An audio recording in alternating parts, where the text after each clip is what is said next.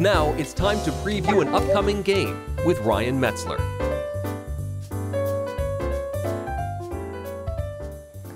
Hey everybody, it's Ryan Metzler here again with another Dice Tower Kickstarter preview video. Today we're going to take a look at a game called Hostile Takeover, which is a game played out on grid-like tiles like this, where each player controls a band of mercenaries trying to accomplish a goal. That goal could be capture the flag, it could be king of the hill, or it could simply be rush to the center, stand on the center square, and then run and gun as you continue to play the game. It has a very futuristic and paintball-like look. So real quick, why don't we take a look at what you're going to get inside of the game with the quick reminder that these are prototype quality components, not final quality components. We'll see how the game plays, and then I'll come back here at the end and sum it all up for you. So here you can see the setup for Hostile Takeover. Now I've set up for a 2-player game, but this could set up 3 or 4, and there are different scenarios. I'm going to show you the capture the flag scenario, where each player is trying to grab this object and either hold on to it until they can get a certain number of victory points, or bring it back to their starting area. Now, as you can see, each player is going to control 4 different people, which is their team of mercenaries. And they're going to have each their own specific statistics. So we have Kira here with a movement of 6 and an armor of 1, and all types of different statistics that tell her how she can shoot. She can shoot at short, medium, or long range. She can shoot people that are moving or standing still, and she can shoot people with various levels of cover. However, we have things like Angel here, who has both short, medium, and long again, but his values are going to be different. He has a move of 6 and an armor of 1. We have Gremlin here, who can only shoot at short range because he uses a machine gun. And he has different values here for both his melee and his ranged attacks. In addition, each character is going to have a special ability that's printed on the card. For example, we have Rampage here for our player Jace. And Jace says, Rampage, play a melee action and spend 1 energy. If first opponent is not wounded after first attack, you may make a melee against the same target. If the first opponent is wounded, you can move 4 spaces and make a melee attack again against someone else. So each of these characters will have different statistics, they'll have different abilities, and they'll have different special actions that they can use in order to make the game variable for each player. Now note that each player has 4 of these, so this player will have 4, and this player will have a different 4 over here. And in addition to that, there are more that you can use to customize the game even more. Some specializing in melee, some specializing in range, some even having explosives that will affect an area when you set them off. In addition to their team, each player will also have a set of cards and a set of action tokens. So each player will have 4 action tokens, and they will have a set of cards that has 4 different types of cards, 4 of each card. Your set of cards will have Fire, which will allow you to make ranged attacks once that's allowed in the game. You will have Melee, which will allow you to move and then make an attack, but if you can't make the attack, it will allow you to move less. You have Aim and Overwatch, which is a way of basically delaying your action in order to shoot somebody easier on the next round, or to shoot somebody in the middle of their movement. And you have Move, which is just simply a normal move action. In addition, each of these cards will have an initiative modifier at the top. Moving and Melee will have +2 to initiative. Your Aim and Overwatch, which modifies your ranged attack abilities, is going to have -3, and Firing will not have a modifier at all. Now the way the game works is that at the start of each round, each player is going to choose an action for each of their characters. In the first round, it's likely to be Move for all 4 of your characters because you're trying to get to the center in order to grab the flag. So what you would do is you would place one of these cards on top of each of your characters. In addition, you're going to have your 4 action tokens that you can use, and these are used each round. Now these action tokens have tons of different uses. As you saw, each of your characters has a special ability, oftentimes activated by these tokens. So if you play a specific card plus the tokens you need, you can activate their special ability and do something ultra cool with them on your turn. In addition, these tokens can be used as modifiers for various things in the game. They can be used as modifiers to increase your attack on ranged attacks, allowing you to roll extra dice and remove the low die. They can be used by defenders of ranged attacks or melee attacks to add an extra die to the attacker's roll, but remove the highest die, essentially making the rolls lower. They can be used to increase your initiative by adding extra die to your rolls and removing the lowest rolls. Or they can be used to heal your characters at the end of the turn that are wounded to bring them back up to standing. In addition, you can use them to increase your movement, so you have a base movement shown on your character. You can discard these during your rounds by the moving player to increase your movement by 2.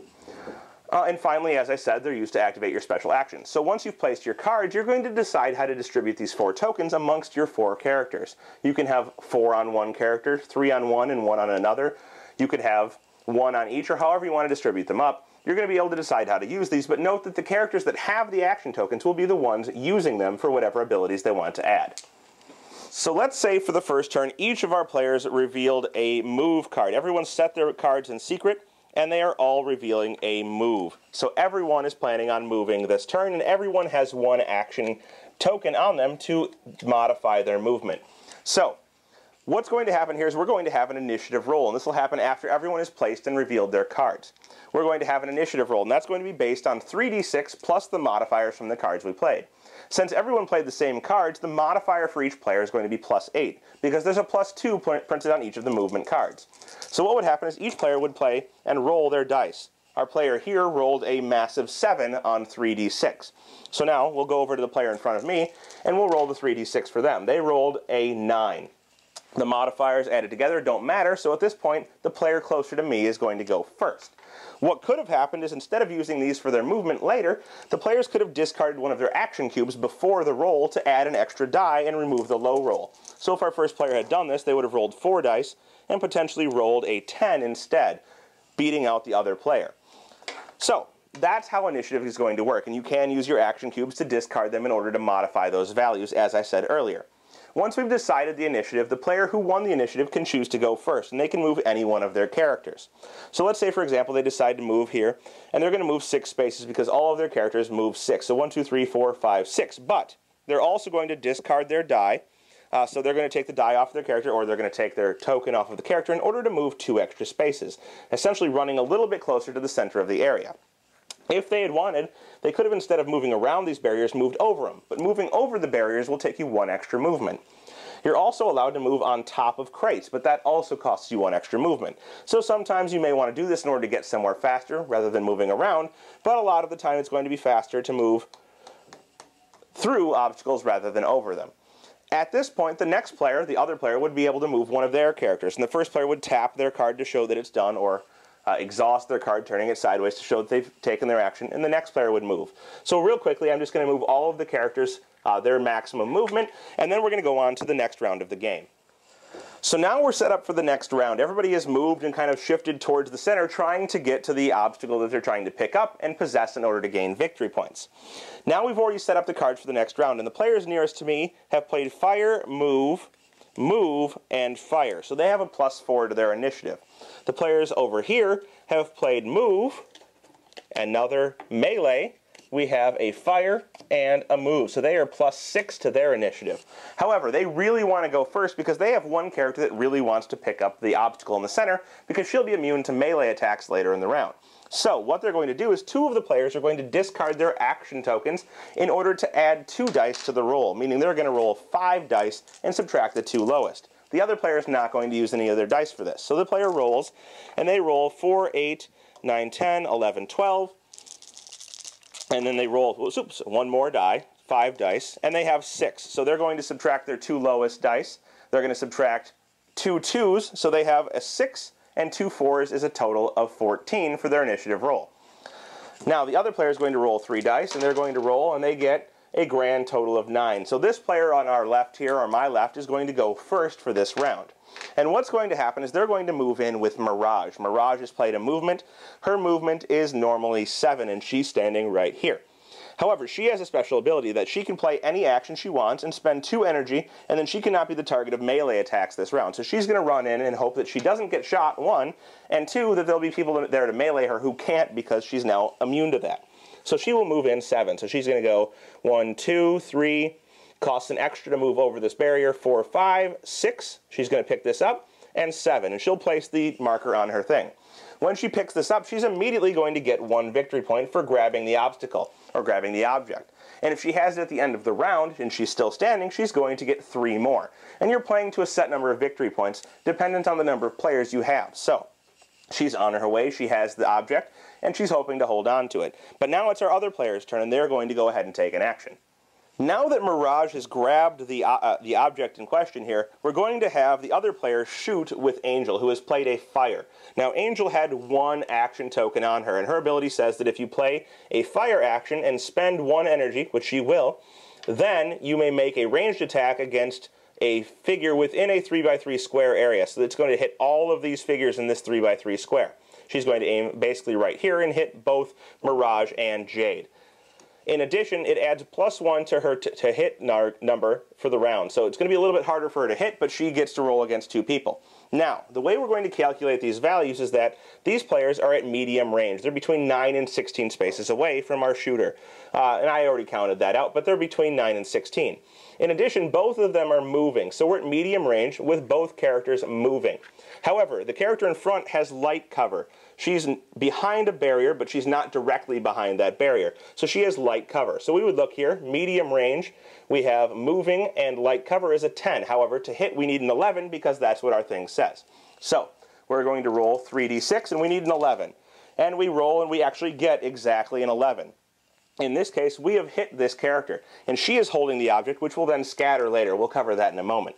However, we must now check to see if we wound. The character that we're shooting has an armor of 2.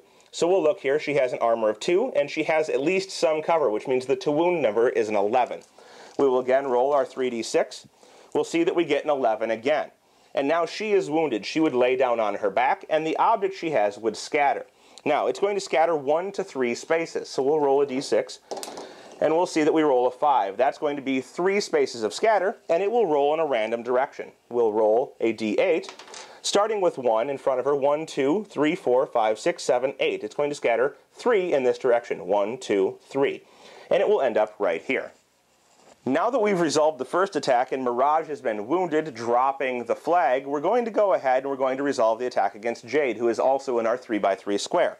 She's going to be probably a little bit harder to hit. She's still at medium range. She is moving, but she has full cover, which means the number is a 12 here. However, because we are using our special ability, the target number is a 13, and we have to roll, and we only roll a 10. Unfortunately, we missed, and that would end our attack here. If we had hit but failed to wound, she would become pinned, which is going to force her to lose her action for the turn and all of her action dice, but she would stand up at the end of the round, as opposed to Mirage here, who is not going to stand up at the end of this round. After we've resolved that attack, we would move back to our first team. So this player is not actually down, and she will still have her option to take her movements during this turn, but she's going to hold off for a little bit. We're going to move on to Dodger here, who played a movement action and has no dice left. So Dodger is going to move, and he has a movement of 6. He's trying to get closer. So 1, 2, 3, 4, 5, 6. He's going to stand here, and he's going to protect her for the time being, although there's nothing that can really be done to her. But if somebody else comes in there later, hopefully he's going to be able to help out. We then move back to our starting team, and we have both Jace and Gremlin who are moving. So maybe Jace or Gremlin decides to move up. We'll go with Jace. Jace is going to move at 6, so he's going to go 1, 2, 3, 4, 5, 6, and he's going to discard his action token to move 2 further. So he's going to go 7, 8, standing behind some cover so he can't be shot, but getting in position to try and, get into this conflict a little bit later. We then move back to our first player, who has now acted with both Mirage and Dodger, and leaves only K-Dog and Jade to act. So he's going to go ahead and he's going to try and fire with K-Dog over here. So K-Dog is going to try and make a shot here over against Jace, who has already acted and is standing behind some cover. So we look, and he's at medium range, just barely at medium range, and our character is moving with heavy cover. He needs a 12 in order to hit. There's no modifier for a special ability, so he is going to roll. And we'll see he rolls a 11. Oh, he just missed. But if he had rolled 1 higher, he of course would have hit. Our character would have then rolled to wound and either been pinned or would have been wounded, and of course not stand up at the beginning of the next turn, or the end of this turn. So that would be the end of this action. He failed to hit, and we would move back to the final action for our player who has not yet moved. It turns out, though, since this player went first, that our remaining player still has 2 left. So he's going to move Gremlin first, because Gremlin's kind of a little bit in the way. So he'll move Gremlin. He gets a movement of 6, and he has a die left, so he's going to move 8. And Gremlin's going to come into the center here. 1, 2, 3, 4, 5, 6, 7, 8. He's preparing to move over towards the object once he has the opportunity on the next turn. After this, we're going to move on. And our player here has 1 action left. They have Jade. Jade's going to make a melee attack, and now is able to do so because Gremlin has moved up. Jade is going to go ahead and she's going to move before making her melee attack, because that's part of making a melee attack, and she has a movement of 7. Now she's going to be a little bit careful and come around from the side, so she's going to go 1, 2, 3, 4, 5, 6, 7. Now, this is okay that she's not right next to Gremlin because Jade's special ability, an innate ability, is called Reach. She uses a whip to attack or something ranged to attack, and she can attack from 2 spaces away. When making a melee attack, there's 2 different ways to make it. If both characters had played melee, it would be a 3d6 roll against a 3d6 roll with the higher modified roll winning. Here we'd see that Jade would roll 3d6 plus 3, while our defender Gremlin here would roll for defense 3d6 plus 3, so it would be an even roll. However, Gremlin did not play melee, which means that he is not ready to defend himself. So what this is going to be is a 3d6 plus 3 roll against a target number of 11. That number is always 11 for someone that did not play a melee to defend themselves. So, she's going to roll 3d6 plus 3. Oh wow, terrible roll. 3d6 plus 3, she rolled a 4, 5, 6, 9, and she missed. However, if she had hit, let's say she rolled a 5, or she rolled a 6 here, she is going to succeed in this case, and we'll see that now to wound she's going to check the armor value of her target. Well, we have Gremlin with an armor value of 1. His armor value is 1, so you need an 8 to wound on 3d6, and she would again roll to see if she wounds. She does in this case, and Gremlin's going to be out for the round. After that, we go back and we have one final movement from Kira. It would be another shooting action, which I'm not going to show you, but at the end of the round, any character that was wounded at the start of the round has the option of spending one of their tokens from their card in order to stand back up. And this is how you're going to get people back up from the ground. If they're pinned, meaning that they were shot or hit in a melee and not wounded, they're going to go ahead and they're going to stand up at the end of the round, ready for the next round. They don't require a die or a token to heal them. One thing I failed to mention is during attacks, if you do make a successful attack in these scenarios, so we see that yellow has made a successful attack, and we've had a blue make a successful attack, blue would have scored 1 victory point for the attack, and yellow would have scored 1 additionally for knocking down Gremlin here. At the end of the round, if someone is holding on to this object, they're going to get 3 victory points. So that's going to be the best way to score victory points in this game. After a round is completed, you've stood up your pinned characters, or you've paid to stand up your wounded characters, who of course you would have had to plan to stand up at the beginning of the round. You'll start another round. You'll choose an action card for each character that's not wounded. You'll allot your tokens to each character in order to do things with them, especially stand them up if they're wounded. And you'll continue on and trying to get the most victory points you can as fast as possible. Now in a 2-player game, with this scenario, you're going to be looking for 13 points first. Or you're going to try and grab the object, the flag, and take it all the way back to your starting position, ending your turn, or ending the entire round, with one of your characters holding it in that starting block, and then you will automatically win. Now there are various other scenarios. I'm just showing you capture the flag, and I'm only showing you a subset of some of the characters that are available. But there is also a scenario where everybody's going to come together. Essentially, you're going to try and stand in the center squares of this box first, and the first person to do so will get a set number of victory points. I think it's 4. The next person will get fewer, and the next fewer. And then in addition to that, you can score points by wounding other characters. And again, it's the first to a set number of victory points. Finally, there's a King of the Hill scenario, where in the center of this area, there are stacked blocks. And standing on those blocks at the end of your turn will give you victory points. Being pinned on them will give you fewer, and being wounded while you're on top will knock you off. Again, trying to get to a set number of victory points before anybody else.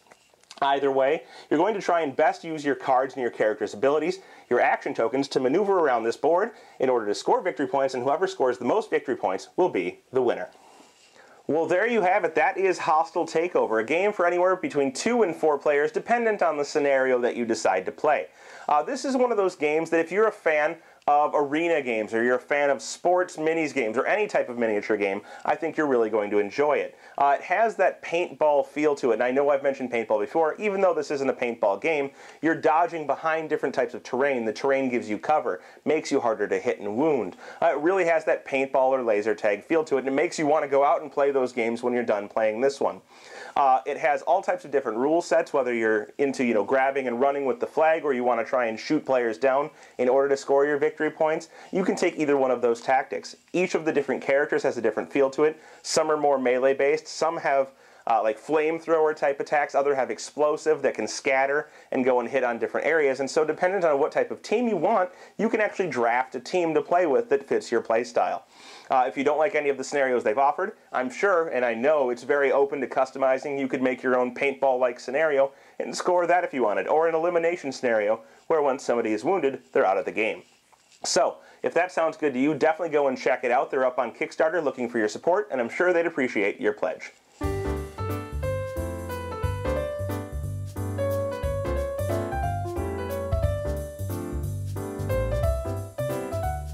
Thanks for watching our review today.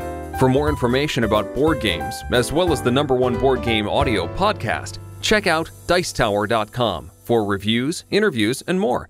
I'm Eric Summerer, and you've been watching The Dice Tower.